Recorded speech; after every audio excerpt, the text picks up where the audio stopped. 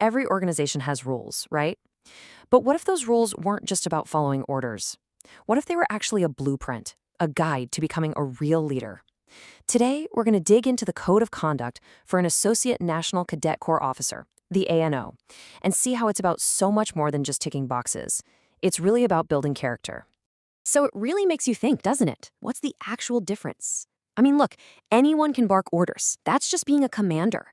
But inspiring people, mentoring them, really truly taking responsibility for your team, well, that is leadership.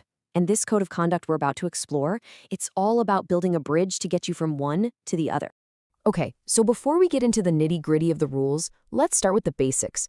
We have to understand the core mission. What is an ANO's job, really? What are they there for? Think of the ANO as this absolutely vital link. They're the person connecting the cadets with the entire NCC organization. They're right there, on the ground, being mentors, trainers, and, role models. And their job? It's so much more than just running drills. It's about shaping character. It's about developing the next generation of responsible citizens and leaders, and that is a massive responsibility. And this is where it gets really interesting.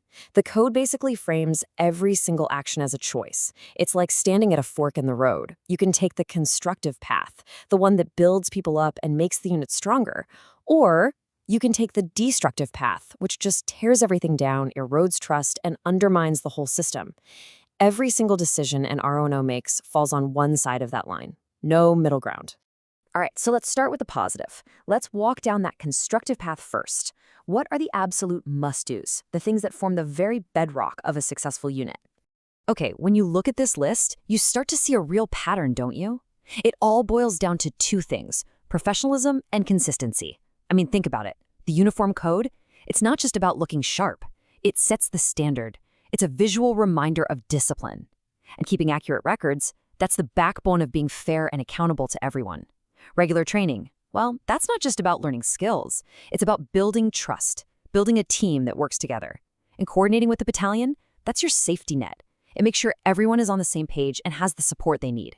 And really, this is what it's all about. This is the heart of the matter. All those do's we just talked about, they're not just red tape or bureaucracy for the sake of it. No way. Every single one of them points right back to this one central idea: creating a safe, supportive place where cadets can grow and really, truly thrive. Okay, so now let's flip the coin. Let's look at that other path, the destructive one. These are the big no-nos, the critical mistakes that don't just break a rule in a book, they break trust. They completely unravel an officer's ability to lead. Every single one of these is, at its core, a betrayal of trust. Think about showing favoritism. It's absolute poison for morale, right? It sends a message that hard work doesn't matter, only who you know. Or neglecting a cadet's welfare. That's a complete failure of your most basic duty. And misusing your authority. It doesn't make you look strong, it actually makes you look weak and insecure, and it just destroys the respect you need to lead.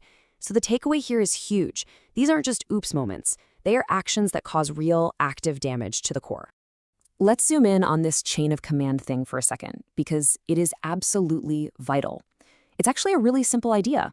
The flow is predictable. A cadet has an issue, they go to their ANO. The ANO is their first point of contact, their first line of support. If the ANO can't handle it, then and only then does it go up to the battalion. So why does this matter so much?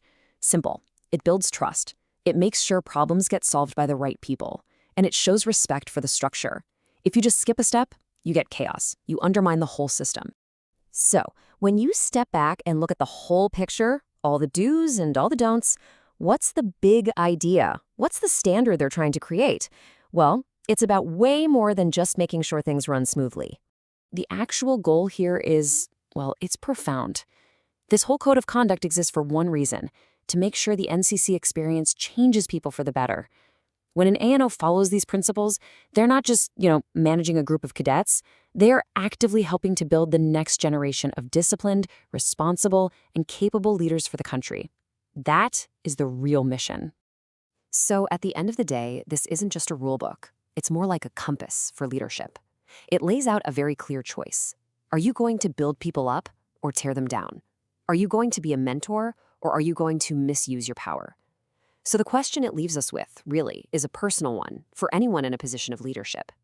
Here's the guide, but how will you choose to lead?